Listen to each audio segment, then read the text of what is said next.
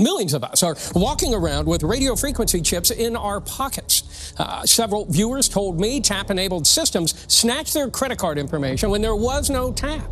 If you have a debit card or credit card, you must see this because you can be being charged without being aware of it. What else can be grabbed out of my wallet? Edgar Matthews was trying to use his debit card to pay for groceries at Safeway, but that never happened. I hadn't tapped it, I hadn't inserted it, I hadn't swiped it, and then all of a sudden, out comes the receipt. And I said, how did this get paid for? Even worse, you can be being charged to multiple cards at the same time and not even know it. The woman said, "Oh my, it's just read 3 cards." The store's tap-to-pay system charged not only one, but 3 credit cards tucked in a wallet inside her purse.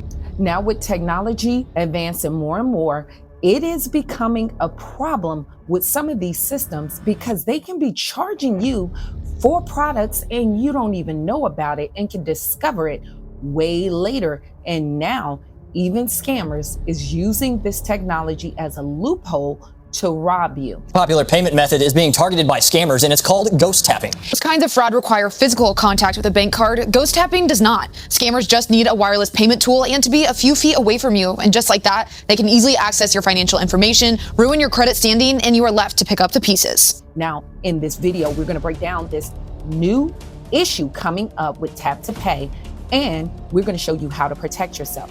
Now, to stay up to date with credit and banking information, subscribe to this channel and download this free heart inquiry removal package for free. The link is in the description of the video and in the pinned comment section. Look, these tap-to-pay systems are all over the place now, and millions of us are walking around with radio frequency chips in our pockets.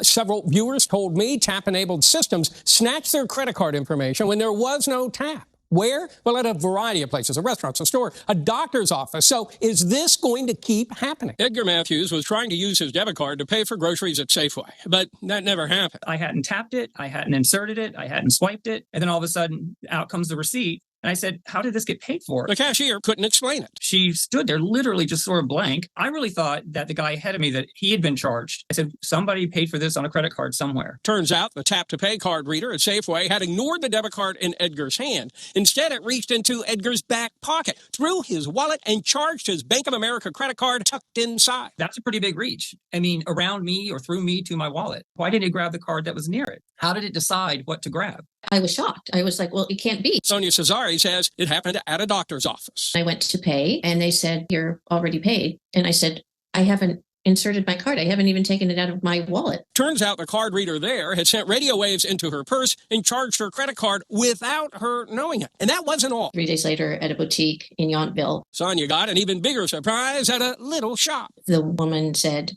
"Oh my, it's just read 3 cards." The store's tap-to-pay system charged not only one, but 3 credit cards tucked in a wallet inside her purse. I'd say I was 2 feet away at that point for sure. All charges were reversed, but it was troubling. It could inadvertently be happening everywhere, multiple times a day. And it makes you very uncomfortable and frightened. I mean, somebody's literally in your pocket, which is very alarming.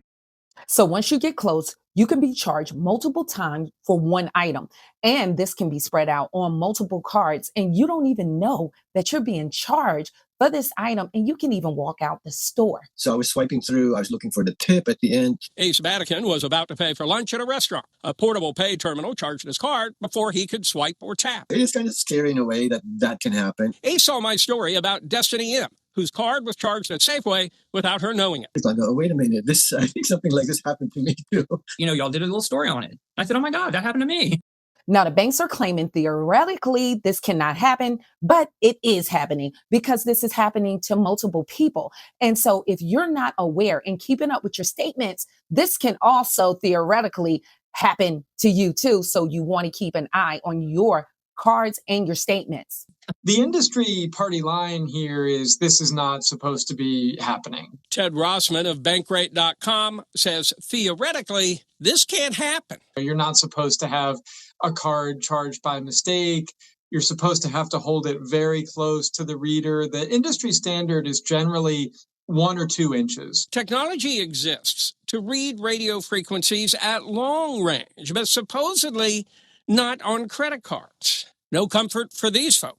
Now with this loophole coming about, even scammers are jumping on the train to rob you through this ghost tapping method. And we're talking now about this ghost tapping scam. What is this about? Yes, so ghost tapping is essentially targeting tap to pay and your mobile wallet. And so what happens is essentially you could be in a crowd around other people, but scammers are getting close enough to you to transfer funds without having to actually have a physical card present. So just like you would go in somewhere or a gas station, tap to pay, use your mobile wallet, what have you. You know, a lot of us don't want to carry around wallets these days and physical cards. But unfortunately, scammers are now taking advantage of this as well. And so, like I said, if you're in a big crowd of people, they could get a little too close.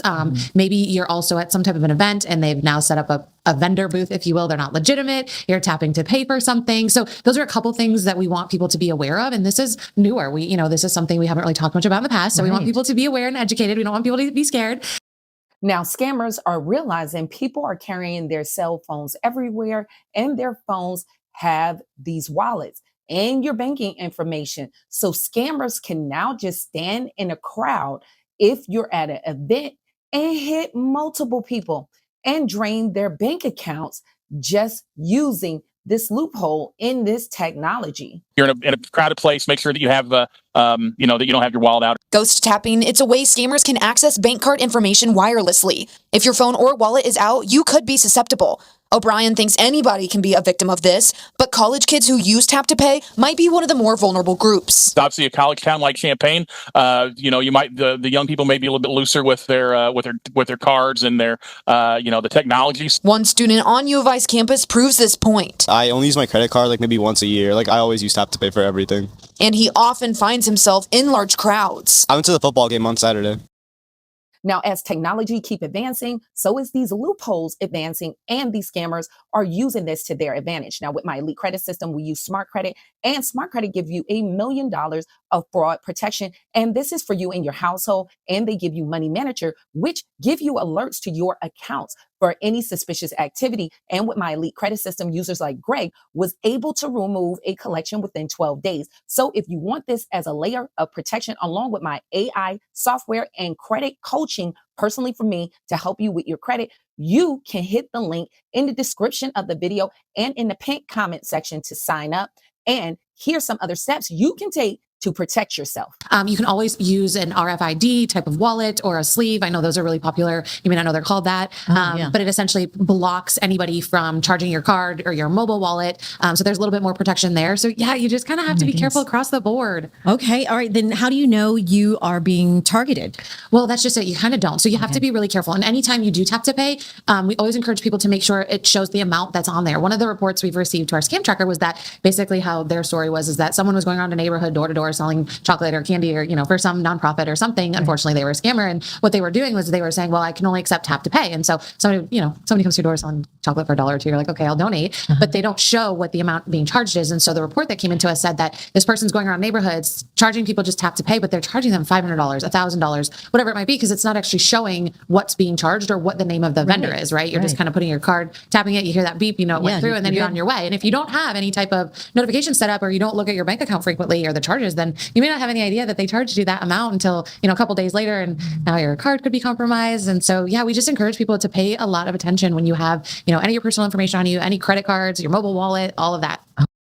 Also, make sure that you spread out your money to multiple accounts. You don't want to get one account hit and then you lose all your money. Also, you want to make sure that you primarily use your credit cards and really not your debit card, because with credit cards, when a charge come in, it takes 10 days for that charge to go through. With debit cards, it's instant and your money is gone. So if you notice this activity on your credit card, you can call your credit card company and stop payment on that.